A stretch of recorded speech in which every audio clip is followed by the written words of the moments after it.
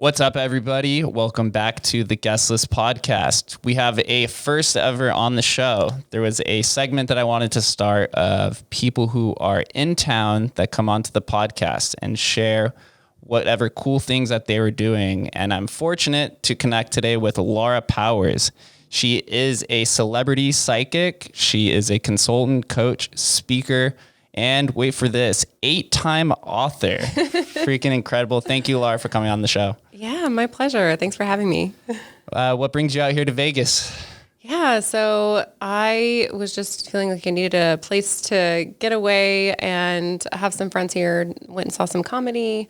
I have my business online, so I just continue to run it wherever I am. So yeah, it was a good reason to come do that, come here, just have a little getaway.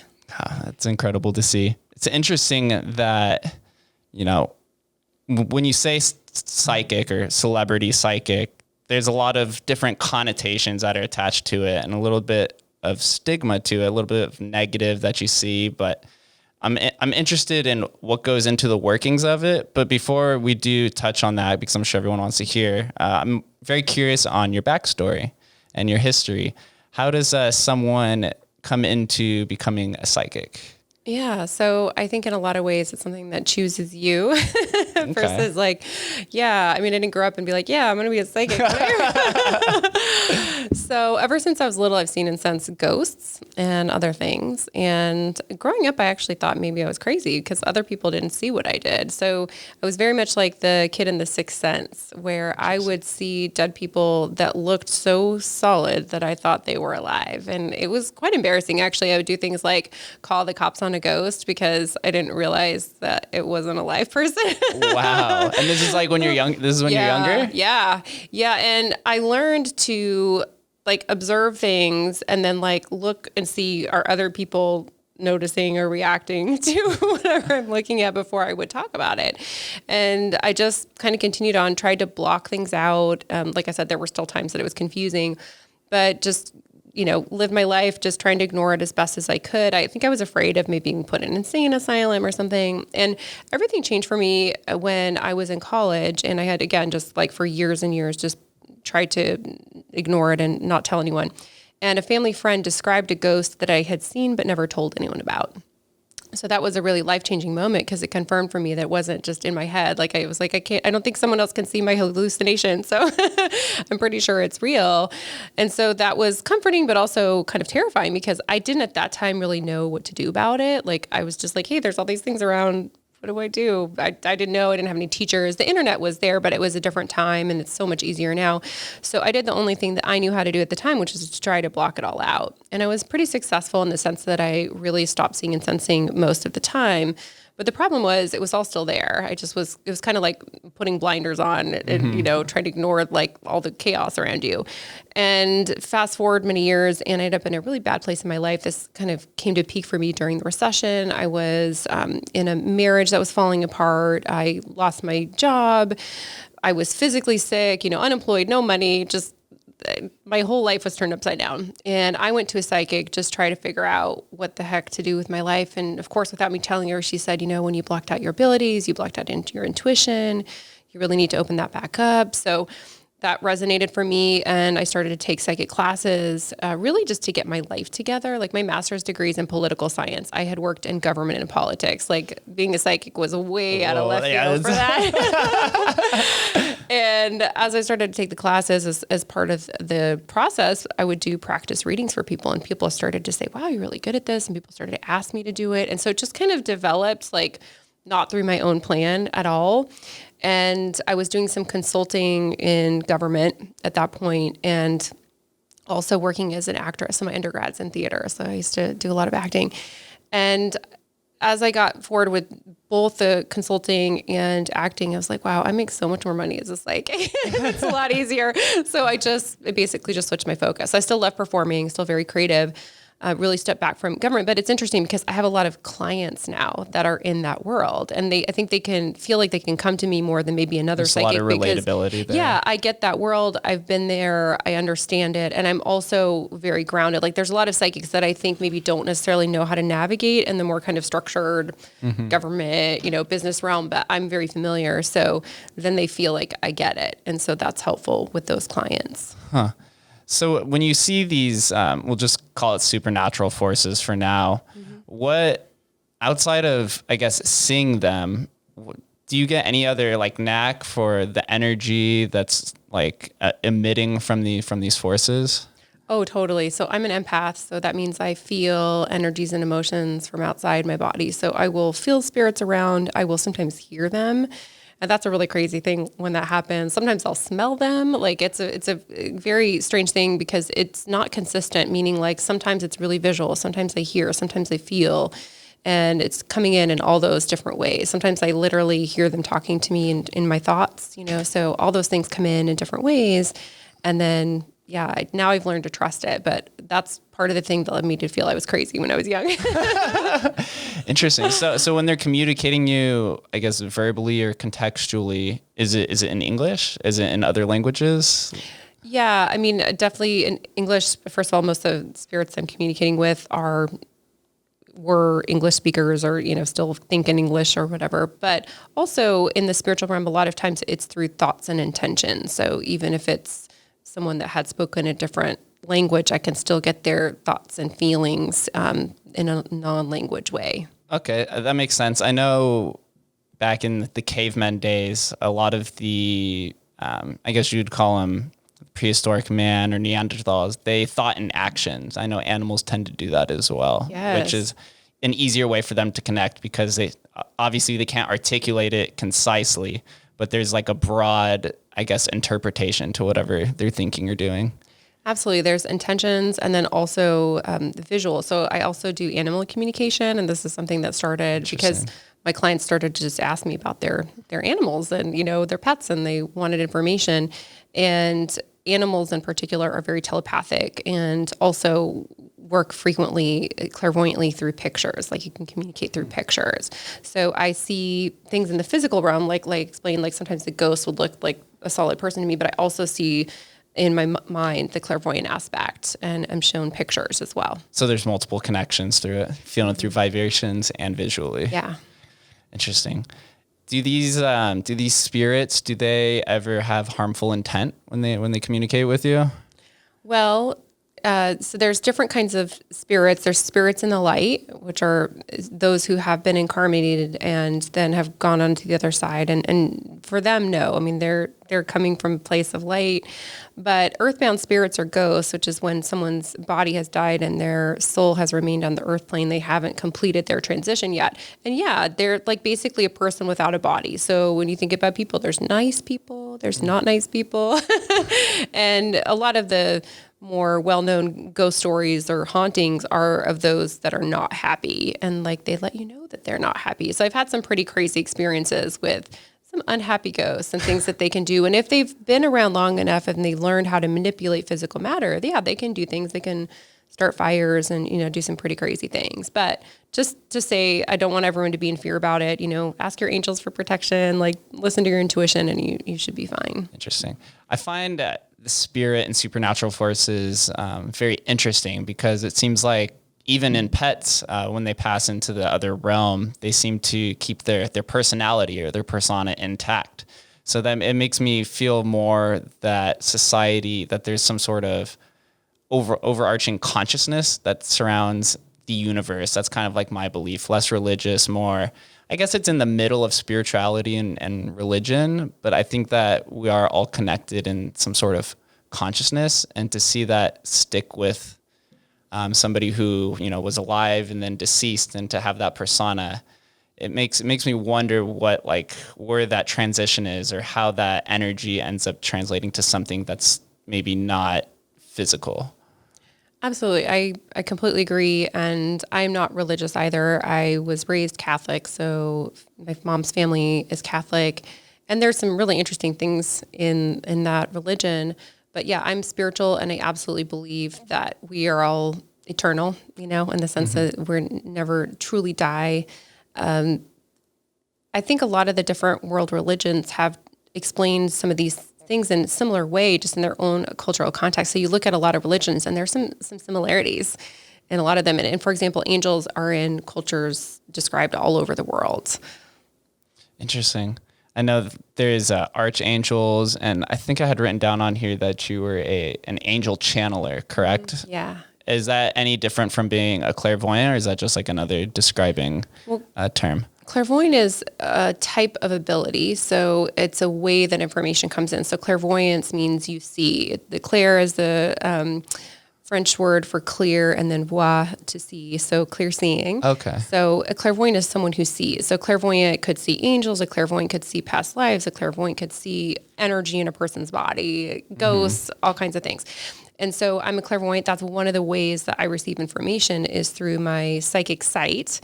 And then angel channeling is specifically connecting with, communicating, and receiving messages from angels. So is this like palm readings? Yeah, like palm readings is a type of ability, and I'm not a palm reader, although I played around with it when I was a kid. But yeah, as soon as I started to open up psychically, the angels basically showed up and were like, hey. And I just have a very strong connection with them. So psychics, in a lot of ways, it's kind of like medicine or the practice of medicine. Like there's so many different types of doctors, right? Or different people that work in they're not a doctor, but different aspects of medicine. So I think this realm is very much like that. There's lots of specialization. So one psychic is going to be completely different from a different psychic, whether they're a palm reader or they read auras. Like I don't read auras. Like one of the first two things people ask me is like, can you read my palm? And do you see my aura? I'm like, no and no. Interesting. Oh man, I didn't even think of that in this, I guess they call it alternative medicine, that there's so many different terms to it. Because when I just think psychic, I'm like, oh, you can channel anything. And it's just very broad, but there's so many different specifications to, Absolutely. I guess, the discipline that doesn't even make me think twice. Do you think angels are aware of psychics? Do you think? Oh, absolutely. They are? Do you think they ever mix up trying to communicate with somebody like me who isn't psychic? Do you think like they waste their time in trying to appear in front of me or to like make their presence known, even though I may not be able to understand that they're there? So my understanding is that angels are always communicating with all of us, whether or not we know that we have psychic abilities or think we have psychic abilities. And psychic abilities are very much like other abilities. There's a range. There's, for same thing with athletics or it's like a spectrum. Music or exactly. There's a spectrum. So everyone can do something, it's just a matter of how much. But the other piece is that we don't in our society really get training in this area. So unless you've sought it out, and probably that didn't happen until you were an adult, you haven't practiced, you don't really know what you're capable of. So I teach psychic development classes, and it's amazing to me how people come in and they're like, yeah, I'm just kind of curious, just want to check it out. And then we start doing some exercises and they're super psychic, like really psychic, but they've just never tried it. So how would they know? So I encourage everyone to tap into their intuition and explore their abilities, because it's one of the wonderful ways to just honestly have a better life. Because when you are tapped into your abilities, you can navigate better. It's basically giving you information to help you avoid problems and challenges, make life easier, have more abundance, have better relationships. And figuring out how you in particular operate with your abilities is key. Because like I said, it operates differently for different people. Not everyone sees, for example. Some people just feel things in their body. Some people get information through touch, like they, pick something up and then they get information from that. Some people are telepathic. It just comes in their mind. Some people have dreams, like just figuring out how it works for you and then learning how to tap into it. Interesting. Why do you think psychic abilities are somewhat suppressed in the majority of people? And then for some other people, they tend to just become or flourish a little bit more and kind of show that you have these abilities? Well, I think there's definitely the sort of soul abilities, like some people just have more natural ability. And then there's also how you were raised and, whether there's a cultural context, whether you feel like it's okay. I think there's been a lot of fear of the unknown as a whole. And this is one of the things that's kind of classified as the unknown. And some people, when they're in fear of something, they tend to kind of attack it / reject it.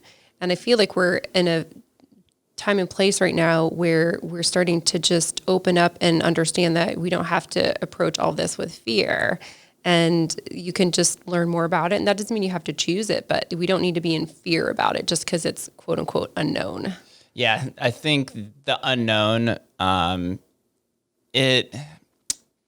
people are fearful of the unknown, and that's not just in psychic abilities. That's the road of entrepreneurship, that's relationships, leadership potential. That's something that everyone, I think, possesses, is leadership potential. And you can translate that to, psychic ability, and that you don't realize you're a leader until you have one, I guess, leadership type moment. And then you kind of expand on it and build on it over and over and over. Absolutely. Yeah. I think there's been a rejection and fear of a lot of things, the unknown, things that are, quote, different, and we're seeing a shifting of all of that. Like all these things that have been feared and rejected are really coming front and center right now so that we can address that. I think it's kind of like walk through the fire, face the fear, clear the fear. And that's happening in a lot of different ways in our society right now.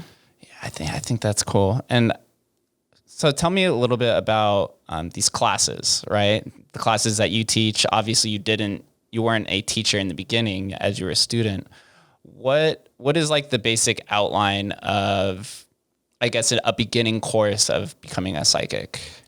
Yeah, actually, I started teaching almost right away. Really? Yeah, I was told by my angels to do it, and I was kind of like, what? Okay. But what I realized is that I didn't know. I mean, I'd been having psychic experiences ever since I was a kid, and so I could tap into it. I just needed to learn how to help others do that. Okay. So I started teaching almost right away after I started taking classes, and I was a very fast learner in the psychic realm, and I want to encourage everyone that, I think there's this idea that you have to know everything before you start teaching, which is kind of ridiculous. It's the same as being a student for any discipline. Exactly. Yeah. So in terms of my approach as a teacher, I feel like I'm creating that space and we're learning from each other as well. So I have a lot of experience and I'm providing tools and exercises, but most of my teaching is also it's either a group class or I'm working one-on-one with students and I'm working with them and also asking what's going on with you? What are you experiencing? Because so much of psychic work is learning to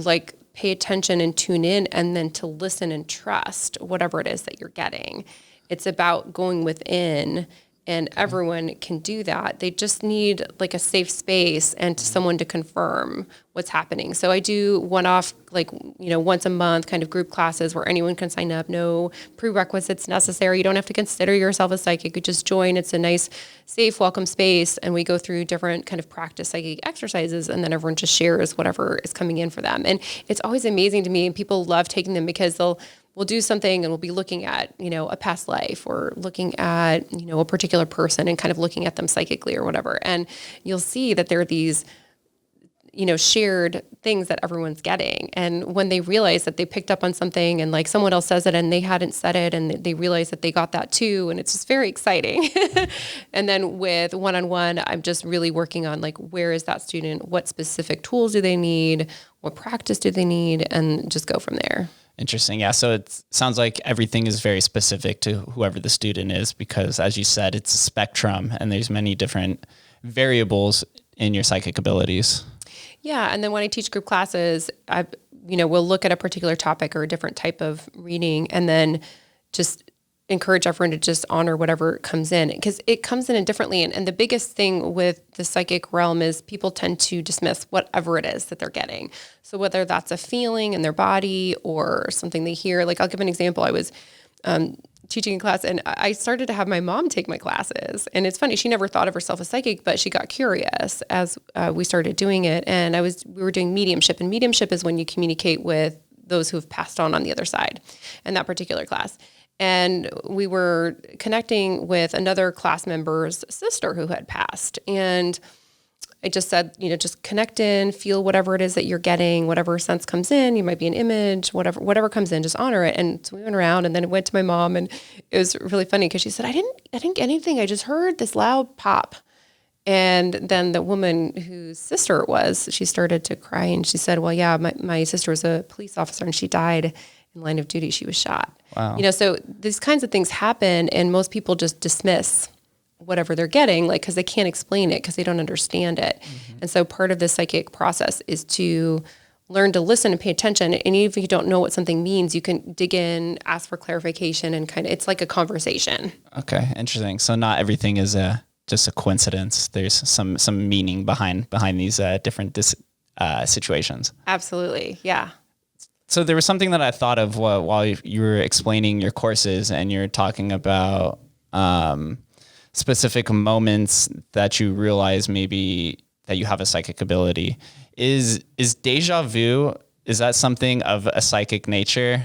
Because I have those moments all the time where you feel like, and you're speaking on past lives, right? And I know I've researched deja vu. There's been tons of shows and studies on what deja vu is and why you felt like this had happened before.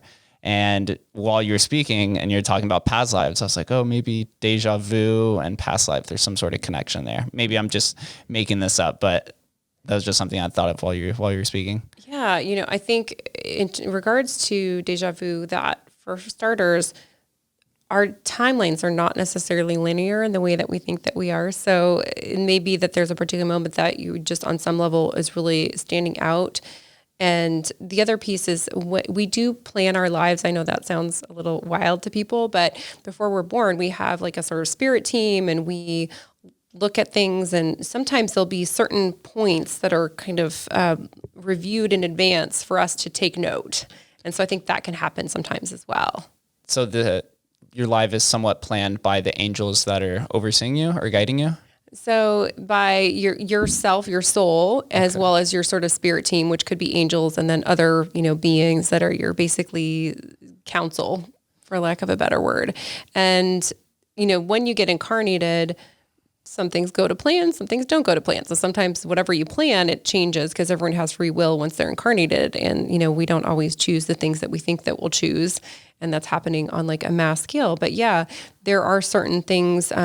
This is where you can get precognition and kind of knowing what's going to happen. A lot of times it's because these things have been sort of planned out in advance.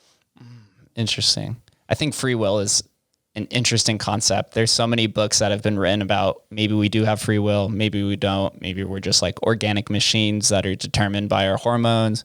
And then other times you think about the decisions that you make and the mistakes to wonder, was that actually my decision? And it's kind of like an instant feedback loop of, do I have free will? Well, if I do have free will, then obviously I can have this thought because I'm thinking about free will.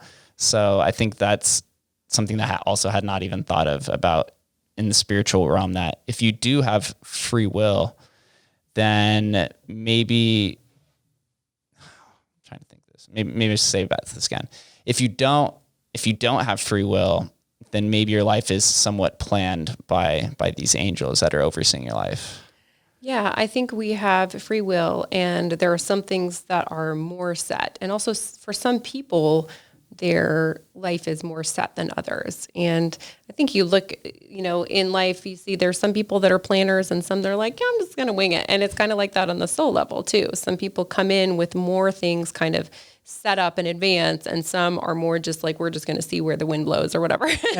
I'm just definitely winging it. And go from there. So when something is really important, it's often set in advance. And sometimes it takes a while for us to get to that. I'll bring up a client, and it's not like I often talk about clients with others. Obviously, that's confidential. But in this case, he's talked about this, and it's part of his story publicly. So I had a client come in, and he first heard me in a podcast, and then he listened to all my podcasts, like listened to like 8 years of podcasts, and then he connected with me for a session. And one of the things that came up was like, you're going to write a book about, kind of spirituality, and eventually that's going to be your work to kind of bring this mainstream. And he was a Silicon Valley tech partner in a firm in San Francisco. And so this whole kind of spiritual psychic stuff was like way out of left field. And he was like, yeah, I don't know about that. Then, I think hearing that for him at that time with his, upbringing and our society and everything just didn't really make sense to him. But on a soul level, I was like, yeah, this is what you're here to do. And so a year later wrote the book, and that I had suggested. And then a year later it was out and it was a bestseller, and he just released a second book. He has a podcast on all of this. Wow. And he just quit his job in the tech area. So, sometimes it just takes a while for us to kind of like reconnect with our soul. Like in our society, I feel like we're very disconnected from our soul. We're living very kind of analytically. And when the message is coming from our soul, a lot of times it feels very strange and almost foreign because we're so disconnected. Interesting. Yeah. So your body can definitely become disconnected with your path based off of things that happen that are unpreventable, like, coronavirus. That's something that we can't predict. That's something that on the spiritual level, we probably can't predict as well. And then all of the lasting impacts because of that. So you can get off course, but then you have to recorrect at some point. And I think a lot of these things come in for a spiritual reason. So even coronavirus, I think, has a very deep spiritual purpose. And it's funny, it's not like I'm like, hey, I know the coronavirus is coming. It wasn't like that, because even I'm incarnated and certain things are not shown to me either. But what's interesting is that for like years, I've been telling my clients, you need to get online, you need to get online, you need to get your business online, like start a podcast, do these things. And I had some things come up. Like I had a client who, they were considering moving to Hawaii. They're based in Los Angeles. Husband works for a television studio. And I'm like, you're going to be working from home to him in March. And he's like, that's crazy. I'm like, in the TV studio. Like, it's no way that's going to happen. Sure enough, like March hits, he's working from home. And then I had told them, you're going to move, I think, next summer. And they were thinking like, that's going to be like a couple of years at least before we move to Hawaii. And I was like, no, it feels like it's going to happen. Sure enough, like June, they're in Hawaii because of this. So I don't always know the why, but a lot of times I'll get the what's the step or like what's needed. And I think it's important for all of us right now with coronavirus and just things that come up in our lives, just to understand there is a spiritual purpose for everything. So the more we understand that, don't fight it, and ask like, what is this situation calling for me to do? Then the more smoothly everything goes. Would you consider yourself pretty good at pattern recognition? I would say, yeah. That's honestly one of the things that makes you a better psychic, is when you start to understand the different patterns of how things are showing up throughout life. Like you're saying, you saw the trend of remote working, and that's different though. I do see patterns very well, but no, this was like, I literally just were like, the angels are like, do this, do this, do this. So I get a lot of information where I don't know why, they just tell me the thing. And then later I'm like, oh, that's why. Got it. Interesting. Yeah. I mean, speaking of being ahead of the trend, you've been podcasting for 10 years. 10 years now. You're literally right around the same time Joe Rogan and Tim Ferriss and Jordan Harbinger and a lot of these other famous podcasters started. Yeah. What got you into podcasting? Yeah, literally just exactly what I described. The angels were like, you should start a podcast. I was not even a podcast listener. I mean, like at that point, it was very unusual. Most people didn't know what a podcast was. Some people still don't. Some people still don't. Most people at least have heard the term. I remember when I started podcasting, and I would say I was a podcaster, and everyone was like, what's a podcast? What's a podcast? And also, I did not fit the mold. Like everyone you're describing is like a white guy, kind of techie nerd for the most part. And yeah, here I am, like a psychic woman, creative artist type, like just very out of the box. But yeah, it was just such a strong psychic message that I needed to do that. And it has been literally the best thing for me in terms of my personal development as well as for my business. It's the number one way that people connect with me with my work. I would say like 90 to 95% of my clients come in through podcasting. Really? Mm-hmm. When the spirits were telling you to start a podcast, did you know how to even begin? Like I know back 10 years ago, they didn't have fancy equipment like we're using right now, like a mixer. I know there had to be weird cords. There wasn't hosting services. Like what was that podcasting space like back then? Oh yeah, it was a totally different world. Like there's so much infrastructure created around it. So much support, classes and like all the tech and, the communities. But yeah, this was not like that at all. I had to be a self-starter and just really figure things out. Again, not being a tech person at all. Like my ex-husband was tech. He worked for Microsoft. And like when we got divorced, I was like, oh God, I have to figure out everything. So I started my podcast when I was on my own at that point. And so, yeah, it was just a huge learning curve. But I think that where there's a will, there's a way. And, you just have to just move through those obstacles as they come. And yeah, I was definitely doing DIY everything. I was like, my own editor, my own producer, my own host, my own booking the guests, like all the stuff. Interesting. And has your show changed or pivoted in any way over the course of the last 10 years? Oh my gosh. Yeah. When I started my podcast, I was taking classes and, I think I was understanding and honoring my psychic abilities, but I wasn't yet really doing that professionally or promoting it. And so while I explored and kind of shifted into that focus, the podcast shifted with me. So absolutely, it's changed a lot. And I've also hosted several other podcasts that I started since then because I grew to love podcasting so much that I was like, wow, this is really awesome. I should do podcasts and other things. So as I got more into entertainment, for example, I started a film and television podcast called Behind the Scenes with Laura Powers. And so, I think podcasting is a wonderful way to connect with incredible people, that your guests, if you do an interview format, it gives you a reason to connect with people that you wouldn't otherwise have a reason to connect with. So pretty early on for my first podcast, Healing Powers Podcast, which is kind of mind, body, spirit, I had the opportunity to interview Dr. Bruce Lipton. And for anyone who's in that space, he's pretty well known. And I learned from him. And then what I realized is once you get one big guest on the show, it's so much easier to get other big guests because they're like, oh, hierarchy. You had that person? Well, then I would love to be, right? Mm-hmm. And so I figured that out pretty fast. And I also learned just ask because what happened with Bruce Lipton is that I was doing video for a conference where he was one of the keynotes. And this is a guy who normally has gatekeepers and you have to go through his people and he charges tens of thousands for a keynote or whatever. So it was not a situation where I would normally have access to him, but because I was doing the video, I just basically went up to him and was like, hey, would you be on my podcast? He's like, sure. What time? Should we do 1:30? It's on site. I just did it. And so just, if you are starting a conference or a podcast, just be bold. The worst thing someone can say is no, but a lot of times magical things will unfold when you just go for it. Isn't it so strange? I was having this conversation before you start a podcast, when you're just a quote unquote a normie, these people of higher social status or economic status or whatever the status is, they wouldn't give you the time of day of even 5 minutes just to have a conversation. But once you say you have a podcast and you put microphones in between it, then they're like, here's 2 hours of my time. Exactly. Well, because you're providing something of value to them too. And I think that's such a thing when you're trying to get ahead, just to think of what value can I provide? What can I do? When we come from that place of service and helping, you get so many rewards automatically. I love it so much.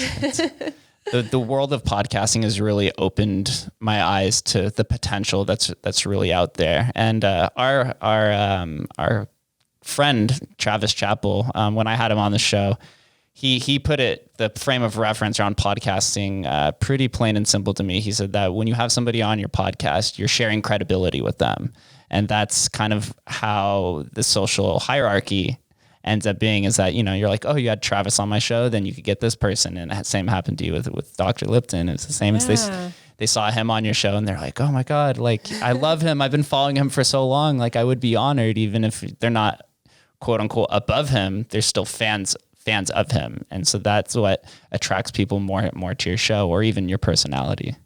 Absolutely. And I think when you're getting into podcasting, and I really recommend if you're considering a podcast, just start a podcast, take this as your message, yes. Start a podcast. But the other thing, I think you just brought it up with Travis, it's such a great community. Podcasters are, generally speaking, awesome people and supportive, and it's a real community. And so much of all the cool things that have happened in my life, I can tie to podcasting in one way or another. And also it's a really great kind of leveraging point for other media. So I have gotten podcasting to go into television and big podcasts like Will Ferrell's podcast. And, I know that wouldn't have happened if I wasn't a podcast host, or at least it wouldn't have happened so fast. Tell me or enlighten me about your experience on the Ron Burgundy podcast. Sure. So, it's one of those things that just kind of popped in, and I feel very blessed. So for those who aren't familiar, Will Ferrell hosts a podcast called the Ron Burgundy Podcast, and it's him in character as the anchorman from the movie, which is Ron Burgundy. And basically they wanted to do this series of Ron Burgundy interviewing people with different jobs.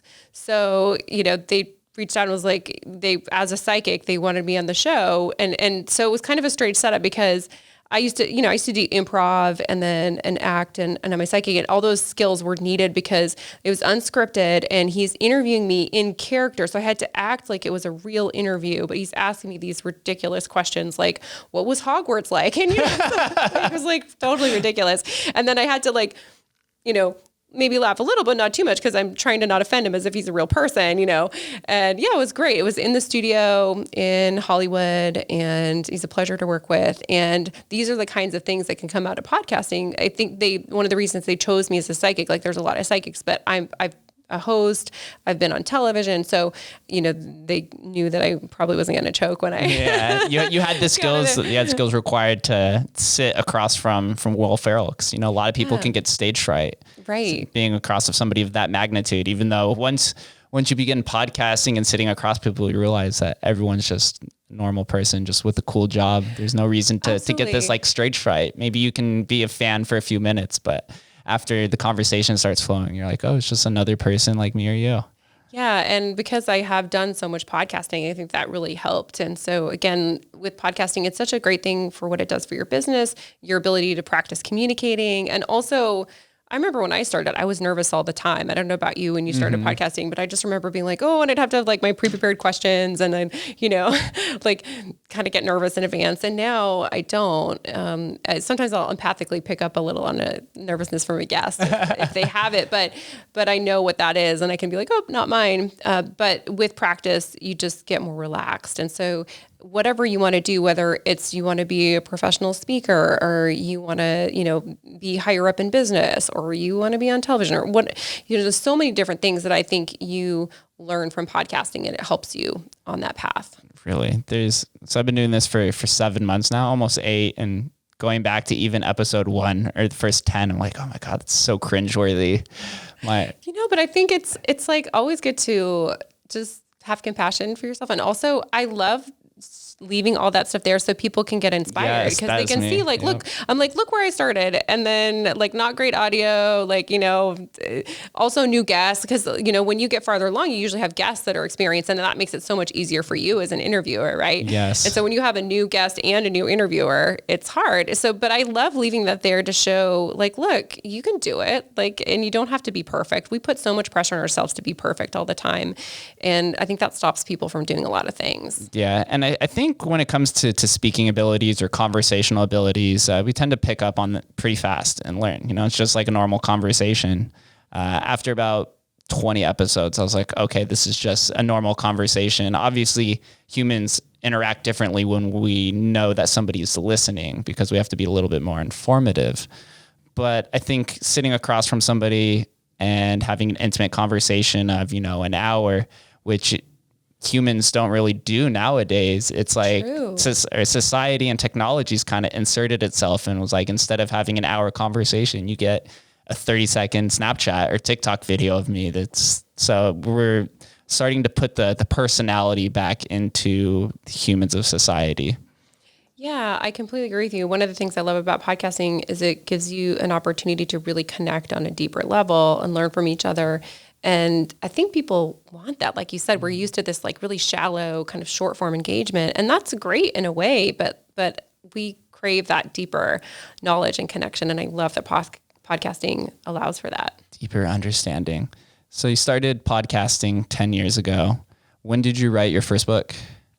It was right, I think shortly after that. I'd have to look at the exact timeline. But yeah, it was pretty new as a working psychic. Like I was already doing readings and everything professionally, but I actually had booked a talk at a local library to talk about angels. And yes, you can't do that. I know people are like, really? There's a talk at a library about angels? I'm like, yeah, I was in a progressive town, but still. And I was like, I feel like I should have something to sell and to share. And so I was like, I got to write a book. And so I wrote my first book in 6 weeks. All on your own, no ghostwriter or anything? Nope, just wrote it, just kind of brain dump, blocked off my calendar, just bam. And it wasn't professionally packaged by any means. Like it was literally like I wrote it. I mean, it was edited in terms of the content, but it was like spiral bound print, from the local print shop. But you know what? I had it. And then after that talk, I went and like learned how to more professionally package it. So I do feel like that's also such a great thing to do. First of all, you learn a lot from writing. And people still really respect authors in Yes. a book. And it's a lot of work. I mean, I think it's worth respect if it's done properly. And when you put it out there, it gives you credibility. It helps with clearing your throat chakra on an energetic and spiritual level. And you can reach so many more people with a podcast and with a book than you can one-on-one. I mean, that's one of the things I realized pretty quickly from the messages I was getting from my angels and spirit guides was like, I'm here to help and connect with a lot of people, but I can't physically do that with every person one-on-one. It's just not enough. Like I have more to do. And so the books and the podcast really help with that, with just reaching more people. Books are the original long form conversation, right? It's just Totally. you going on for 9 or 10 hours in it. And now even audiobooks gives another facet to communicating and sharing your message on top of that. Totally. What was the first book called? It was called Life in the Afterlife, Notes from a Medium and Angel Communicator. So it was like my story, how I got into what I do, and then just things that I learned about, angels, spirits, the afterlife. And I think it's a humble book. And, I've learned so much since I released that book in my work and also about writing. But same thing about like with podcasting, I like keeping it out there, even though I think it is a very humble book. Also to show other people like this, you can do this. Like, you don't have to be a massive expert or something. Just write about your experience and there will be people that benefit from that.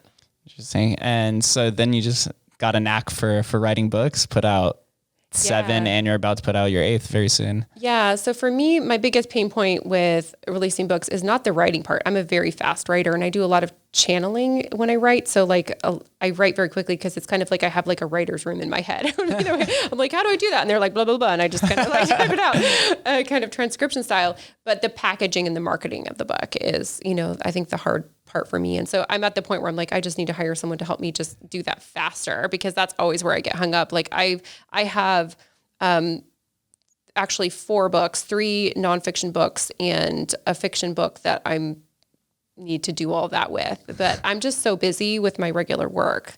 I encourage everyone, if they're interested in writing, to, hire a coach, take a class.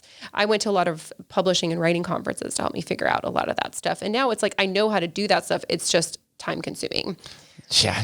That's what stops me. Cause I have 5 people on my team. I have a lot of clients. I have different classes and courses and, so I just have a lot on my plate. And so I just need to kind of offload that. But that's my biggest piece of advice is, first of all, just do it, whatever that needs to be, get perfectionism out of the way, and then hire people and take classes to help you in the process.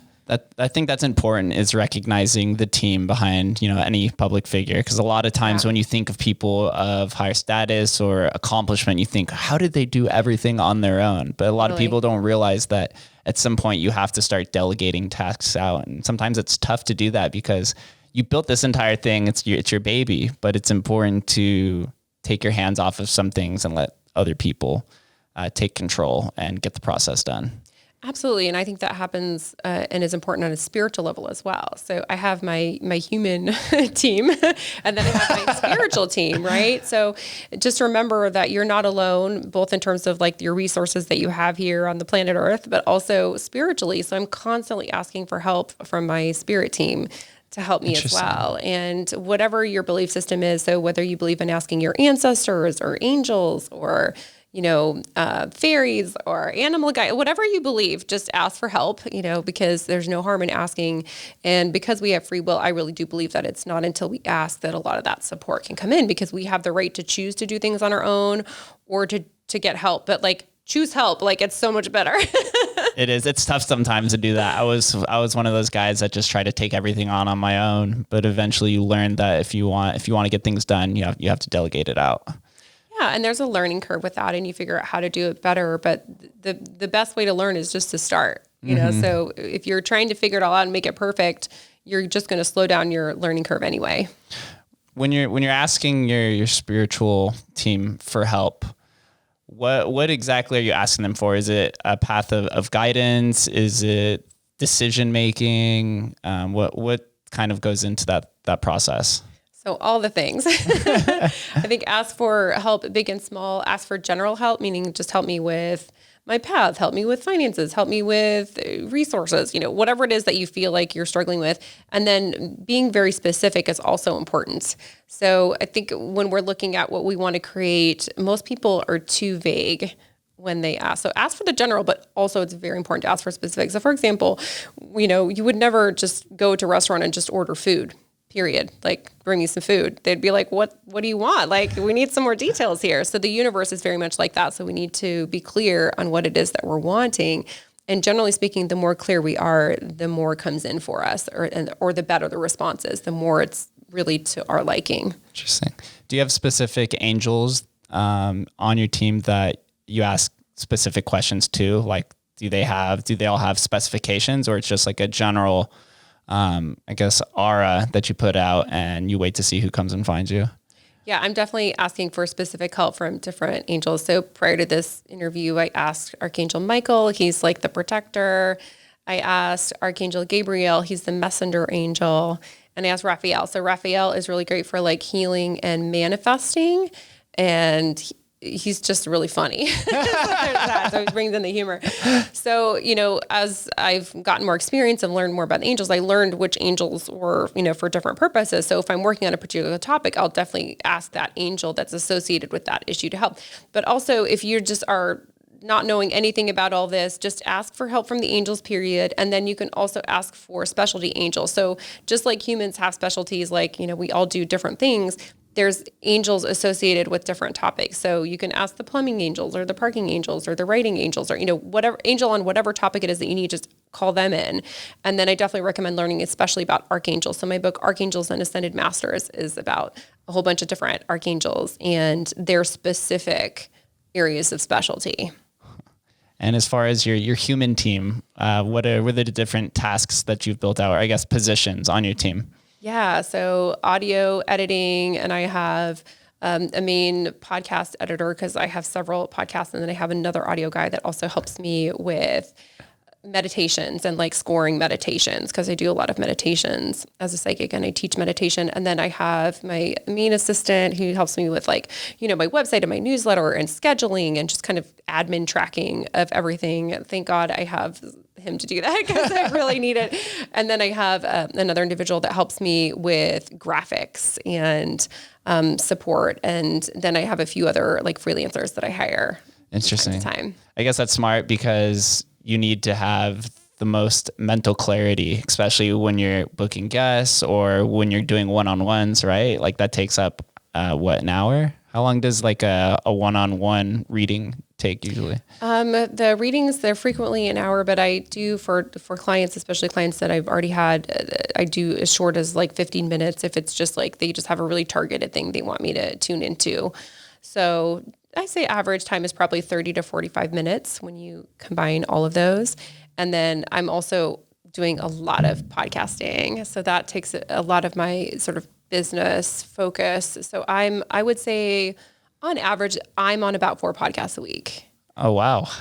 And then on top of that, have my shows. So I spend quite a bit of time and bandwidth podcasting. But that said, for me, the main part of my time and energy is really during the interview, and like my team is doing most of the other stuff. So do you think podcasting has the most net benefit right now in terms of sharing your message?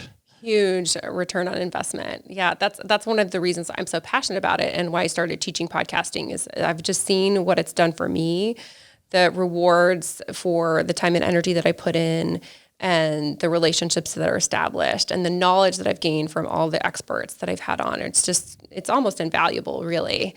And I know it's something that just continues to deliver. So, this is one thing about podcasting that's different than a lot of other platforms. So like, for example, social media, you get like Instagram or, Facebook, TikTok, and, a lot of these things I think are great, but they don't necessarily have the lasting power. Like I will regularly have people that find me from something years ago. They'll listen to all of my 10 years of podcast episodes, like all 10 years. Like that's a lot of podcasts. And then they'll book a session or something. And I can directly tie large amounts of revenue from even a small podcast. There's one small podcast that I can directly tie like $50,000 of revenue to. Wow. And it's not even a big one. There's another one that's a little bit bigger, and that one I can tie around 20,000, so I've just seen what it does for me. And so if you're thinking like, oh, who am I to start? Or, just know that, it's not about the size. It's really about the quality of the connections. And also, for example, as a podcast guest, so much of it is it niched down to my focus. So if it's my audience, like if that audience is small, but they're all people that are really going to resonate with my message, that's really valuable. Wow. Yeah. And before we had this conversation, I went on your YouTube channel and you had a podcasting seminar with a few other guests. And there was something that really stuck out to me in that message, and that you kind of just touched on it now, was that how big the podcast is, hence the number of downloads doesn't always matter.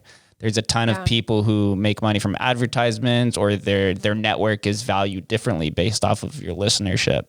So I think a lot of people get deterred from starting podcast, or not even a podcast, writing a book or any sort of content medium, because they want to have the most buys or the most downloads or most viewership. But you need to focus more on who is interacting with you because of that. And that was something also Travis, when I had him on, he said that he rates engagement much more, has much more importance than downloads. Completely. It's all about the engagement, and also like, is the niche, is the audience a fit for you? So, and I heard about this at a podcast conference that I attended. And if you're considering podcasting, definitely attend events and conferences. Hopefully, even if it's virtually, like it's still, you just learn so much. But there was one, I was attending a session on podcast advertising, and there was a panelist where he has an agency, and they had one client who was a doctor and had a very niched podcast for this particular type of doctor. And they only got about 100 downloads an episode, and their podcast ad rate was $10,000. Wow. An ad. So just to give people context, like it's not about the number. I mean, that's not a huge number, 100 an episode, but is it the right people? Is it those you're wanting to connect with? And that's just specifically talking about advertising, but I think that works with whatever is your messaging. And also, as a podcaster, I do make money from advertisers, sponsors, and affiliates, but my biggest source of revenue is how I leverage that for selling my own products and services. And most podcasters don't get like, oh, I can like promote what I'm doing. And like, if people are listening to your podcast, they want to hear from you. Mm-hmm. That's why they're listening. So it's not even about like selling them, and I'm putting that in quotes. It's just like literally like, here's what else I offer. If you want to connect with me on a deeper level, here's how to do that. That's a trend that I've actually begun to notice now that I've been doing this a little while, is that a lot of podcasters, they end up going on and building on top of that, as you specified, as the leverage, as becoming an author or some sort of business, or even a clothing company or something so simple. I think I see coaching is probably one of the most popular additions to build as a leverage opportunity on a podcast. Yeah, you're basically building a brand, and then what you do with that is up to you. And that can happen for whatever industry you're in. I'm like, look, if I've done it as a psychic, you can do it for whatever you're doing, because most psychics don't make a good living. They struggle, it's hard to like find people, that's the perception anyway. So yeah, if I can do it, you can do it for sure. As a psychic who is beginning to leverage the ever-growing technology space, how pivotal has it been, the adoption of Zoom and a bunch of these different communicative patterns in order for you to reach your clients and do like one-on-one sessions? Oh, it's huge. I've been primarily online with my clients for about 4 years. So, I've been on Zoom for a while, but I was on Skype for a while. And I also did, other platforms like Uber Conference and things like that before Zoom became so prevalent. But I love it. I mean, I think it's amazing. And honestly, now that everyone's using it, it's easier, because I used to have to do a lot more kind of explanation to people, like, here's what you do, and don't worry, and do you have a headset, and blah, blah, blah. But now most people are pretty literate with all this, because they had to have a crash course. The one thing is like, gosh, I wish I had purchased stock and Zoom. But yeah, it's great. And I encourage everyone to do that, because even when things open back up, because I think they will, that a lot of these things are here to stay. Yes. And I think we'll have the benefit of both worlds. And especially as a podcaster, like you could just have access to people that you just wouldn't have access to. otherwise if you had to do in person. And doing these Zoom one-on-one sessions with your clients, it doesn't degrade the quality of the reading or the psychic medium quality? No, I mean, I get information from the non-physical realm, so the physical realm doesn't matter. It's just as long as you could communicate with the person that you're trying to transmit that message to. Yeah, I mean, one of the benefits of doing Zoom is that I can have the option to record, for example, or, before it would just maybe sometimes be via phone, but it's nice with Zoom to have the option of video more easily. And like I said, I used to use Skype, but I just find it so glitchy that I just got really annoyed. So Zoom is way more reliable. But yeah, it's wonderful, and I just think it's an incredible way for us to connect. And I still love in person. Like I still love going when I can. Can't beat it. You really can't beat it. I just think there's different elements. But what's interesting is that I have so many of my clients that initially connected with me in person, and then they're like, okay, now I get you. And then they, come in through Zoom. But I feel like people have changed that. Like it used to be like, no, I have to meet in person. Now people get like, okay, we can still connect over remotely. Yep, that's how we met is online. Totally. Yeah. And it's funny how it just can take a little thing sometimes for it to like grow into something more. So, and podcasting, like I said, is a great reason to develop connections. Yeah, it's crazy now that there's a bunch of people or podcasters that I listen to, or, internet personalities, and then you meet them in person. And even though you've only, talked to them for maybe a handful of conversations online, you meet them in person and you feel like you've known them for so long. It's such a strange growing, element to society that's ever growing. And I think it's just becoming more and more cemented by the adoption of the technology. Yeah. And the other piece about that is like, for example, you and I we started an initial online conversation, then we became Facebook friends. And so when you do that, when you're connecting on social media, you start to feel like you see daily posts and you start to feel like that person. I think that helps. And that's another thing about podcasting is when people hear your voice, they really feel like they know you. I mean, there are things that a lot of my podcast listeners know about me that my friends don't know, right? Because there's just a level of detail that you're sharing in a podcast. So, something I've noticed too is a bunch of the regular podcasts that I listen to, I start picking up their mannerisms and start using that in my regular conversation. I'm like, wait, I don't think I started doing this on my own. It's because I've been hanging out with you through my ear holes for so long. It's like now I feel like you're part of me. Yeah, I think, we pick up on energy and information when we listen to podcasts. It doesn't need to be, like you said, that like in-person connection. Like it's possible to get that through just listening to someone or watching a YouTube or something. So yeah, I think that it's a very real thing. And part of the reason I was guided to do that is because it's just a way for me to share messages and information so easily without a lot of effort and in a very effective way. Interesting. So this is a little bit a right turn, but we're speaking about energies, and I've experimented with a decent amount of psychedelics in my life.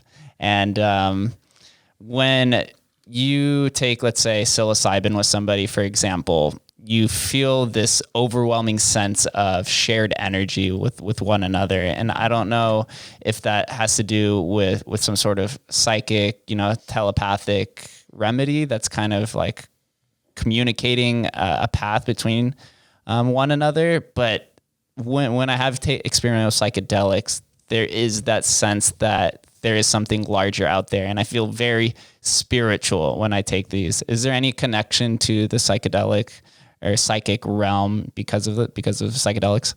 Absolutely. Of course, different psychedelics work in different ways, but a lot of these psychedelics basically open up our psychic channels and perception of other realms.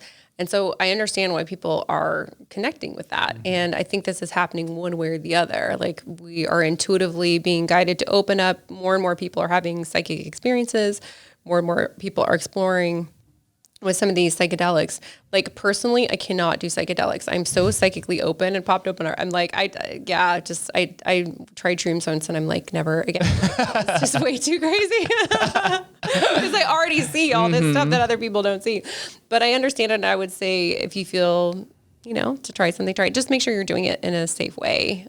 Because I think you can also. Yeah, you want to be in a nice environment with somebody that you trust. Totally. And when I experimented when I was younger with DMT, and a lot of people experience the same things when they're on DMT. There's a golden or an archangel. There's like a black shadowy alien figure that people usually see and there's generally like a face that's like made of shapes. And the thing that I always thought of is like, wow, all these people are seeing this same angel through this experiment. So it makes me think a lot of times that psychedelics lift this filter between you and this reality that you just can't comprehend right now. But it seems like some people can experience that realm without having to take psychedelics. Yeah. And I think that if you feel drawn to that, then maybe it can help you with opening up, continually, not just in the moment when you're taking them. But yeah, I completely agree. And I feel like we're going through this mass kind of shift. And I'm hearing from so many people that are wanting to explore this aspect one way or the other. And like, I've been teaching classes for, I don't know, like maybe 9 years, like, for a long time. And yet all of a sudden, like lots of people signing up, and I'm just about to start a 6-month training program just because same thing. I'm just getting like, people are really hungry for this, like this ability to understand and connect with that deeper spiritual aspect and their intuition. And it's coming up in a lot of different ways. So when you see, all these substances being legalized in different places, it's not surprising to me. And it's cool to watch though. It's really fascinating. As society is really opening up to the spiritual realm, I think people are kind of becoming less and less religious and more quote unquote spiritual, depending on, I guess, your own spirit and your own energy that's permeated throughout your body. Yeah, completely. And I think part of that is this recognition that we all have that ability to connect. Like we don't need a particular person or religion to connect us with the divine or with spirit or like a higher power. Like we all have that ability. And I think that's actually really comforting for us and really empowering. So we're really going into an age that's a lot more empowered and also clearing of a lot of illusion, because there's been a lot of illusion that's been happening for quite some time, and it's time for all that to be cleared. Two more questions before we get out of here. One is there ever a scenario on Earth where I guess the Earth kind of gets rid of spiritual figures because of something that's created, maybe some sort of technology or some sort of, I don't know, a static, or I don't know the specific word for it, but is there anything that can ever be created through human creation that would rid, I guess, the Earth of these different spiritual beings? I believe that might be attempted, but I don't think it could ever be truly cleared. I mean, the spiritual realm is eternal. It's not something that just goes away and we can't block it out. But that said, there are technologies that really block our ability to connect. So even just the amount of kind of stimulation that we have, so all our devices and constantly being busy, like in terms of the spiritual realm, we receive information when we are kind of quiet, when we listen. And most people are constantly being kind of bombarded with frequencies and signals and videos and television, so I think it is important for us to have an awareness of what allows for us to tap into that and what blocks it. And certainly, these, EMF, these higher, 5G and things like that, I think they do kind of fight our ability to tap into our intuition. But at the same time, there's other tools that are also coming along to help us with that on a technological level, different frequency devices and things like that can also help us. So yeah, it's always happening, but it is important for us to just take a step back, have quiet, just make sure we're kind of tuning in and connecting within and not just always getting this external stimulation messages. And by the way, I highly recommend not watching the news a lot. Yeah, that should be point blank out there immediately already. Listen to podcasts, guys. Read books. Be very... hone in on the individual nature of people and understand their mind. I think that's the best way that we connect with people, and not watching the news where the person speaking the story doesn't even think that it's being transmitted through the higher levels. Yeah. And also with news that, they have an agenda. They're trying to sell ad revenue and all of that. And like the way they get that is more eyeballs. What gets more eyeballs? Fear, generally speaking. So just to have an awareness of that, and also really whatever you're paying attention to, just kind of sit with that. Does that resonate? And also, does that feed or nurture me? Like, is this helping or is this taking away? Yeah, we get caught up in the media and the hype. It's tough to understand where to go. Totally. Well, one question, I asked this same question to everyone on the way out. Obviously, you're not from Vegas, but I'm still everyone that has ties to Vegas always has a different answer to this question, but it's what does Las Vegas mean to you? Gosh, Las Vegas is a place of extremes, right? And I think there's similarities to Los Angeles. And in a way, I feel like Las Vegas is like the child of Los Angeles. Yes, yes, I've said this so many times. So it makes sense. And in a way, it's just like more extreme here than even LA. But yeah, the light is very light and the dark is very dark here, meaning you can find whatever you want here. And so you just have to be really aware of what you're choosing. And also have strong boundaries. You have to have really strong boundaries here as well as in Los Angeles, or you're going to get like chewed up and spit out, you know? Yes. And on the one hand, that's intense. But when I was guided to move to Los Angeles, I felt like it helped me learn so fast. Like it just made my learning curve so much faster. And because all those patterns that I had, they were there before, but they showed up hard and fast in LA. And I feel like the same is here. It's just showing you like, oh, here's something to work on. If you're struggling, it's like, hey, check this out. So that shows up. But also it's a place I think of a lot of magic and opportunity. So I really feel that in both places. And one of the things that draws me here is I love entertainment. I love creativity. And I feel like there's that in spades here. And so that's part of what draws me here. Yeah, the expressive nature of Vegas is it's perfect for the individual and a lot of opportunity. Yes. Yeah. Where can all the listeners find more about you? Sure. So my psychic website is healingpowers.net. So it's tied in with my last name, Powers, healingpowers.net. And then I'm on all the social media platforms, Twitter at that Laura Powers, Instagram at Laura Powers 44, and on Facebook at Healing Powers. You can reach out to me, bookings at laurapowers.net. And yeah, feel free to connect. I'm pretty active on social media and I do love to hear from people. She will. Also check the show notes that will be attached for all of the affiliates, books, podcasts, and whatever else may pop up in the future. Amazing. Laura, thank you for hitting me up. This is seriously an incredible conversation. I've learned a ton about what a psychic medium is, and have to say a little bit more of a believer, still a little bit on the midline, but I think you are a perfect person to bring the message and to show people what is possible. Thank you. And just in line with that, I just want to share, I don't expect everyone to believe what I believe. You know, we all have our different experiences. You know, other people don't see what I see. So I can't expect that. But I just encourage everyone to just be open to the magic and see what shows up. Exactly. Yeah. Life is all about perspective, and it's tough to know what the other person is seeing, but believing is seeing. Thank you, Laura, for doing this. And thank you guys for listening. We'll catch you next time.